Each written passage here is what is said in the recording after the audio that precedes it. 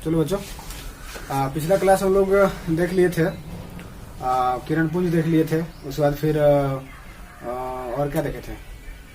किरण पुंज के अलावा पारदर्शी अपारदर्शी, हाँ पारदर्शी अपारदर्शी अपारदर्शक पारिभाषिक क्या क्या था सब देख लिए थे। ठीक है, सबका एग्जाम्पल देख लिए थे, सबका परिभाषा देख लिए थे। ठीक है, चलिए अब हम लोग आते हैं थोड़ा सा एक इम्पोर्टेंट चीज, अब थोड़ा सा और आगे बढ़ते हैं थोड़ा सा। प्रकाश के परावर्तन। ठीक है, तो परावर्तन कैसे होता है, जो चैप्टर का नाम है वो मेन थीम है इसका। ठीक है, इसी पे चैप्टर का नाम रखा गया। ठीक है, तो हम लोग क्या देखेंगे कि प्रकाश का परावर्तन कैसे होता है। ठीक है, तो पहले उसको जानेंगे कि उसका आखिर कुछ नियम होता है।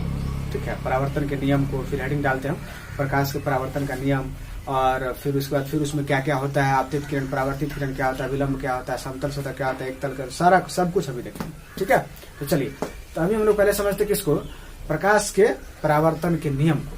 ठीक है, तो बोलिए प्रकाश के परावर्तन का नियम। तो परावर्तन मतलब क्या होता था? परावर्तन मतलब होता था रिफ्लेक्ट हो जाना, था ना।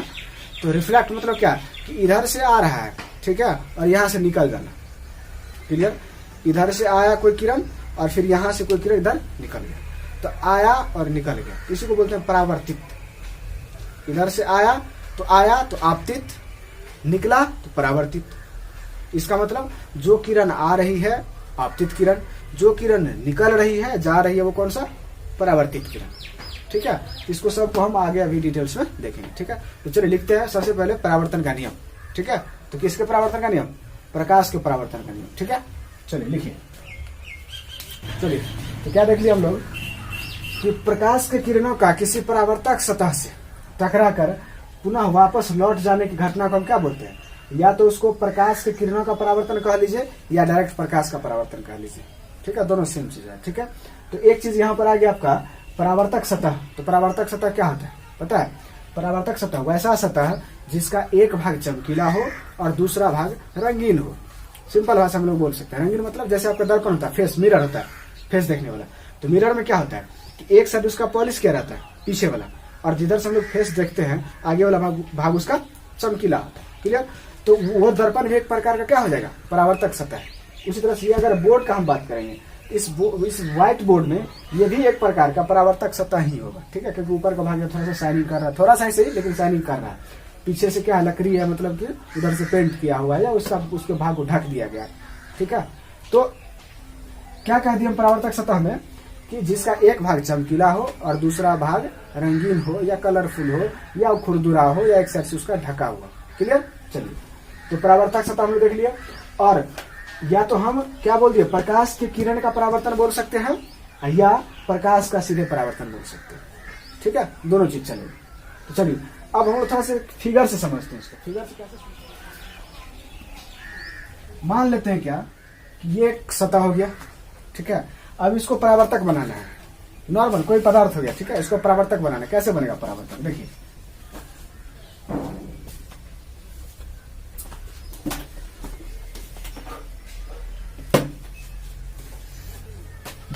चलिए, तो परावर्तक बनाना है। परावर्तक कैसे कर दिया हम इसको?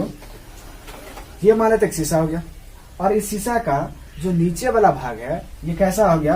रंगीन हो गया। कैसा हो गया?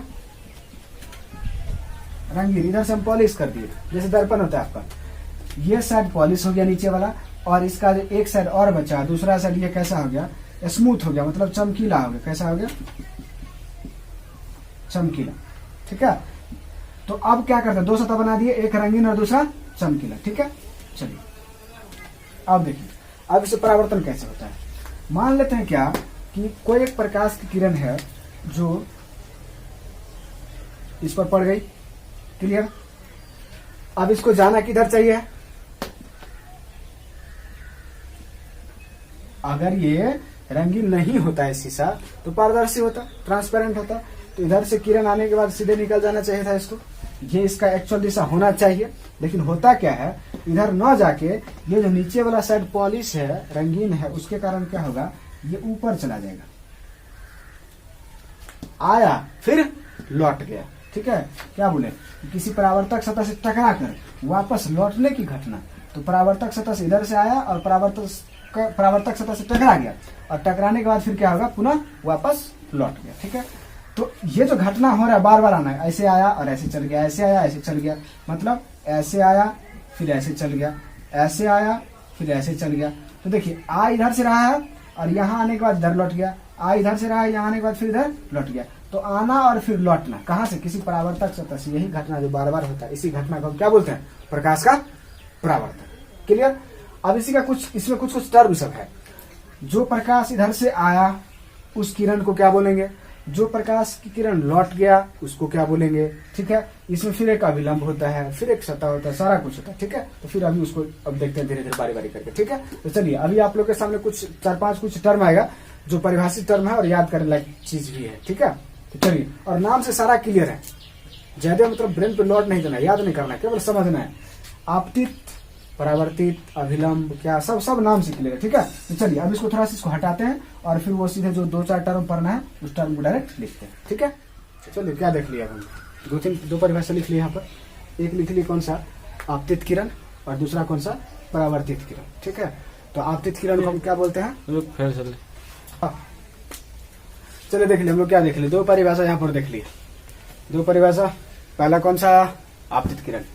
आपतित किरण को क्या बोलते हैं इंग्लिश में, इंसिडेंट रे, और परावर्तित किरण को क्या बोलते हैं, रिफ्लेक्टेड रे। ठीक है, तो चलिए आपतित किरण का परिभाषा क्या हो जाएगा कि किसी सतह पर पड़ने वाली किरण को ही आपतित किरण कहते हैं। इसको किसी सतह पर पड़ने वाली किरण, कौन सा सतह, परावर्तक सतह, याद रखना इस चीज को।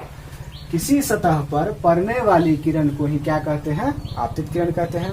तो जब सतह पर किरण पड़ेगी इसका मतलब फिर वो लौटेगी भी। जब पड़ने वाली आपतित किरण, इसका मतलब लौटने वाली कौन, परावर्तित किरण। क्लियर। तो क्या लिख दी परिभाषा, परावर्तक सतह से, हट गया ये,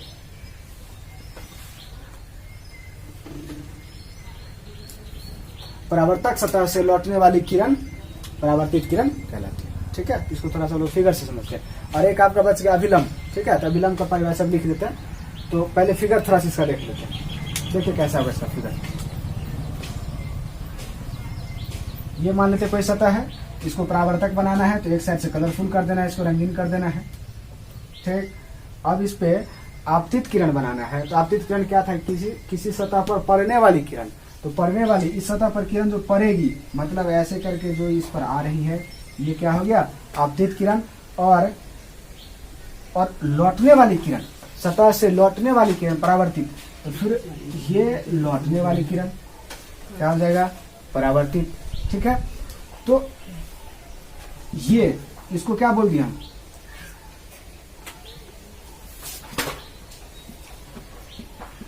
आपतित किरण। और ये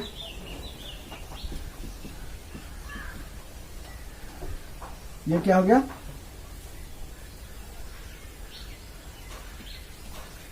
परावर्तित किरण। और देखिए जहां पर आपतित किरण और परावर्तित किरण, जहां पर इस दोनों का मिलने का पॉइंट होगा, यहां पर ठीक 90 डिग्री का एक ऊपर जाएगा, 90 डिग्री का एक ऊपर, ये ऐसे करके कितना डिग्री, 90 डिग्री। तो ये जो होगा 90 डिग्री, तो इस रेखा को क्या बोलते हैं, इसको बोलते हैं अभिलंब। लंब मतलब 90 डिग्री का। ये क्या हो गया आपका,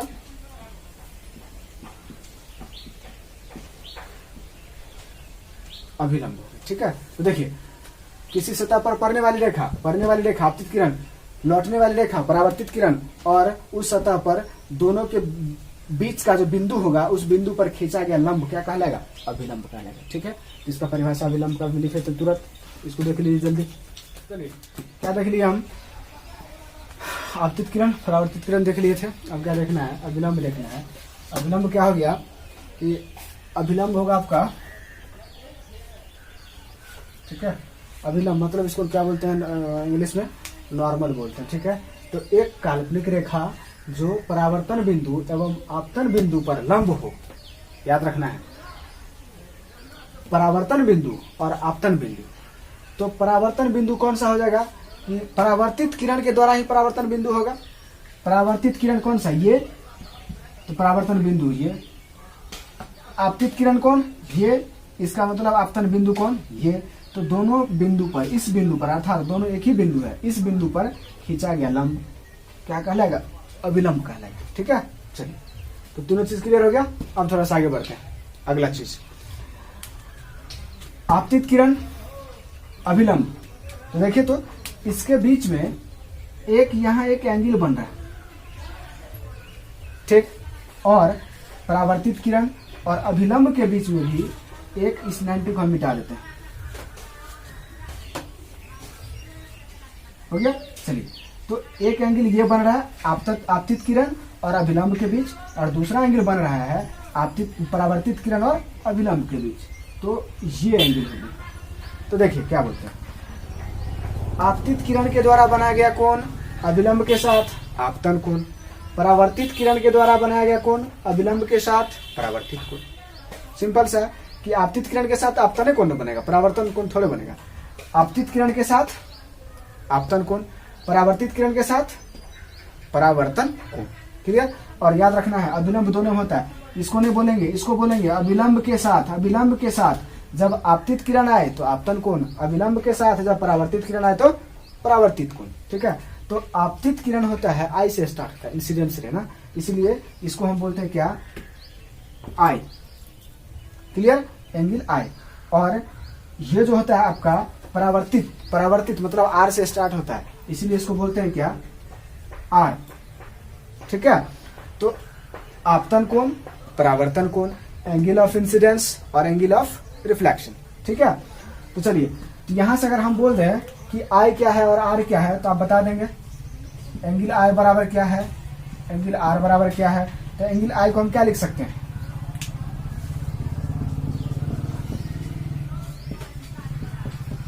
आपतन कोण, और एंगल आर को क्या लिख सकते हैं, परावर्तन कोण। क्लियर। एंगल आई को क्या लिख दिए, आपतन कोण, और एंगल आर को क्या लिख दिए, परावर्तन कोण। अब देखिए, इसी के हम आगे थोड़ा जोड़ देते हैं कि आपतन कोण किस किस के बीच में बनेगा, इसमें तुरंत लिख देना है। एक हो जाएगा कौन सा, आपतित किरण,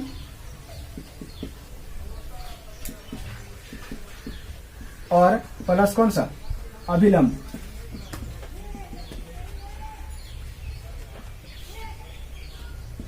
मतलब आपतित किरण और अभिलंब के बीच का कोण क्या बन जाएगा, आपतन कोण।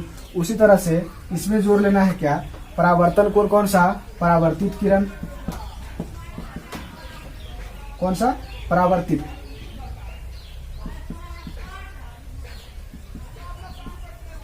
परावर्तित किरण प्लस अभिलंब। देखिए अभिलंब दोनों में कॉमन हो गया। अगर अभिलंब के साथ आपतित किरण आ गया, आपतन कोण, अभिलंब के साथ परावर्तित किरण आ गया तो परावर्तन कोण। ठीक है। आई एंगल ऑफ इंसिडेंस, क्योंकि आपतित किरण, आपतित इंसिडेंस आई से स्टार्ट होता है, इसीलिए एंगल ऑफ इंसिडेंस आई।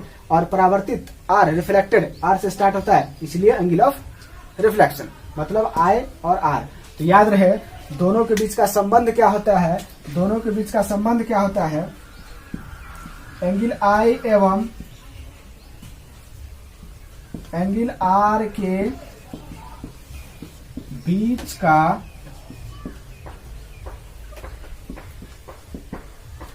संबंध क्या हो जाएगा, तुरंत एंगल आई और आर के बीच का संबंध क्या हो जाएगा, angle I equals to angle R. Angle I बराबर एंगल आर। अगर 40 डिग्री अगर आई है तो आर कितना, 40 डिग्री।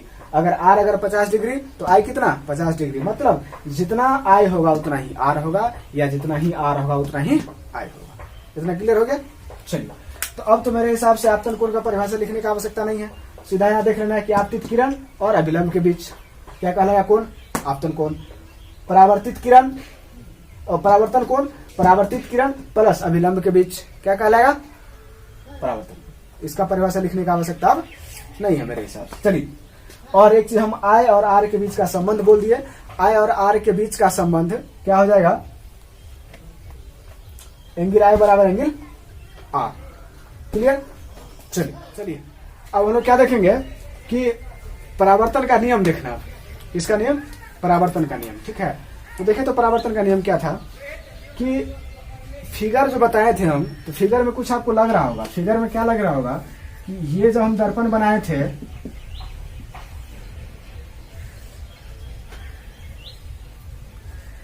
आपतित किरण और ये परावर्तित किरण, और इसके ठीक बीच में ऊपर में कौन सा, अभिलंब। कितना डिग्री, 90 डिग्री। इतना क्लियर हो गया। चलिए, आपतित किरण, परावर्तित किरण और अभिलंब। एक चीज बताइए, ये आपका पहला किरण, ये दूसरा किरण, और इसको मान लेते हैं कौन सा, तीसरा किरण। अब देखिए तो तीनों किरण क्या एक ही बिंदु पर है या एक ही तल पर है, एकदम है। तो तीनों किरण मतलब आपतित किरण, परावर्तित किरण और अभिलंब तीनों एक ही तल पर होगा, तो ये भी एक परावर्तन का नियम है। ठीक है। इससे पहले एक चीज और नियम सेट कर लेना है हमको, क्या कि अभी हम संबंध बताए थे, किसमें आई और आर में। क्या संबंध बताए थे, आई कहाँ था, आपतित किरण और अभिलंब के बीच का कोण, मतलब ये कोण और ये कोण, आई और आर, ये क्या था, दोनों बराबर। ठीक है। तो तीनों चीज देख लिया आप लोग।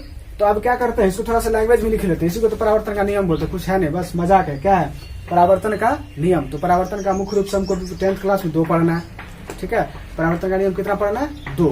तो कौन कौन सा नियम होता है, पहला नियम कि आपतन कोण और परावर्तन कोण दोनों कैसा होगा, बराबर होगा। और दूसरा नियम क्या है, आपतित किरण, परावर्तित किरण और अभिलंब तीनों होगा। तीनों कहां पर होगा, एक ही तल पर होगा, एक ही बिंदु पर होगा, एक ही तल और एक ही बिंदु पर। क्लियर। चलिए, तो थोड़ा सा इसको लिख लेते हैं डिफिनेशन में। ठीक है।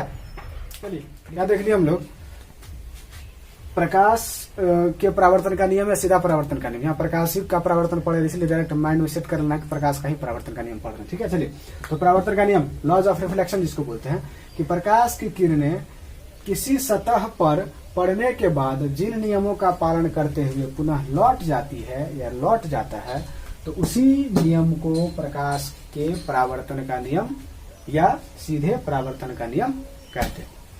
क्लियर हो गया।